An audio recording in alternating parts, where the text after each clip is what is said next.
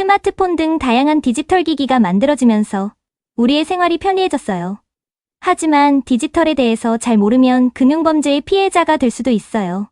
그래서 2024년에 제주도 장애인 종합복지관에서 누구나 쉽게 이해할 수 있는 디지털 금융범죄 예방 쉬운 자료를 만들었어요. 지금부터 이 교재를 바탕으로 디지털 금융범죄가 얼마나 위험한지 알아보고 어떻게 예방할 수 있는지, 그리고 혹시 피해를 당했을 때는 어떻게 해결해야 하는지 차근차근 방법을 함께 알아봐요. 먼저 디지털 금융범죄가 무엇인지 알아볼게요. 디지털 금융범죄는 전화, 메신저, 인터넷 등을 이용해서 돈이나 개인정보를 빼앗아가는 범죄를 말해요. 그렇다면 디지털 금융범죄에는 어떤 것들이 있는지 살펴볼게요. 첫 번째는 보이스피싱이에요. 보이스피싱은 전화로 사람을 속여 돈을 보내라거나 개인정보를 빼내어 돈을 빼앗아가는 전화 금융사기 범죄를 말해요. 보이스피싱은 목소리라는 뜻의 보이스, 낚시라는 뜻의 피싱을 합친 말로 목소리를 미끼로 이용해 개인정보를 빼앗아간다는 뜻이에요. 범죄자가 전화로 경찰, 검찰, 은행이라고 속이고 개인정보 유출, 범죄 사건에 관련되었다며 돈을 요구하거나 가족이 사고 또는 납치되었다고 속이고 돈을 요구해요. 그런데 경찰, 검찰, 은행은 절대 시민에게 돈을 요구하지 않아요. 전화로 개인정보를 묻거나 돈을 요구하면 일단 의심하고 전화를 끊어요. 경찰이 내 통장이 범죄 사건에 관련되었다며 전화를 했어요. 돈을 지키려면 빨리 통장에서 돈을 빼내서 지금 알려준 계좌번호로 보내야 된다고 했어요. 너무 겁이 나서 통장에 있던 300만 원을 보냈어요. 나중에 사기인 것을 알고 신고했지만 돈은 찾을 수 없었어요. 가짜 경찰에 속은 거예요. 두 번째 스미싱이란 가짜 인터넷 주소 링크를 문자로 보내서 개인정보나 돈을 빼앗아가는 디지털 금융사기 범죄를 말해요. 문자 메시지라는 뜻의 SMS와 낚시라는 뜻의 피싱을 합친 말로 문자를 미끼로 이용해 개인정보를 빼앗아간다는 뜻이에요. 해킹 어플이 잘못 설치되면 범죄자가 마음대로 내 핸드폰을 조종할 수 있으니 문자로 받은 인터넷 주소 링크는 절대로 누르면 안 돼요.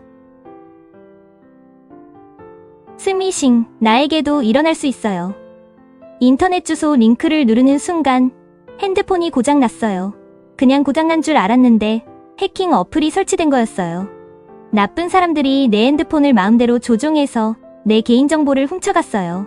통장에 있는 돈을 빼가고 나도 모르게 내 이름으로 핸드폰 번호를 새로 만들어서 결제할 때 사용했어요. 세 번째 메신저 피싱이란 다른 사람의 메신저 아이디를 몰래 이용해 친구나 가족인 척 돈을 보내라고 하거나 개인정보를 요구해서 피해를 입히는 금융사기를 말해요.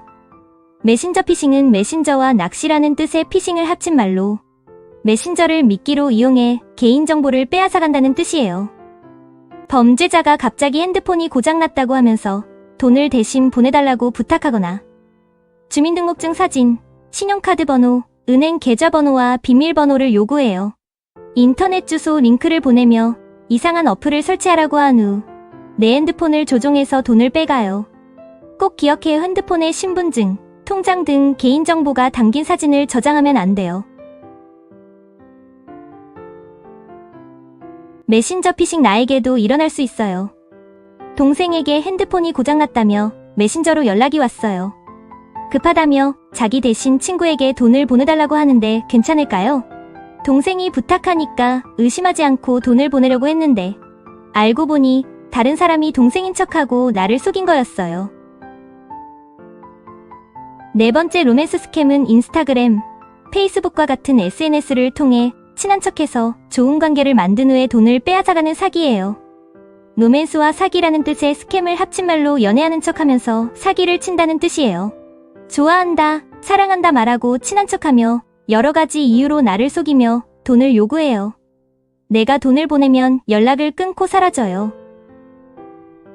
사랑이는 페이스북을 통해 알게 된 남자와 메신저로 채팅을 했어요. 만나지는 않았지만 연락하면서 친해졌어요. 그 남자가 먼저 사귀자고 말했어요. 커피 쿠폰도 보내주고 힘든 일 없냐고 걱정도 해줬어요. 어느 날 갑자기 병원비가 없어서 치료를 못 받는다고 10만 원을 부탁했어요. 사랑이는 걱정스러워 돈을 보내주었고 그 남자는 10만 원을 갚았어요. 그런데 나중에 또 급한 일이 생겼다면서 200만 원을 빌려달라고 했어요. 큰 돈이라 고민이 되었지만 월급 받으면 갚는다고 해서 돈을 보내줬어요. 그런데 그 후로 그 남자와는 연락이 되지 않았어요. 범죄자가 이렇게 속일 수 있으니 모르는 사람이 SNS로 대화를 걸면 일단 무시해요.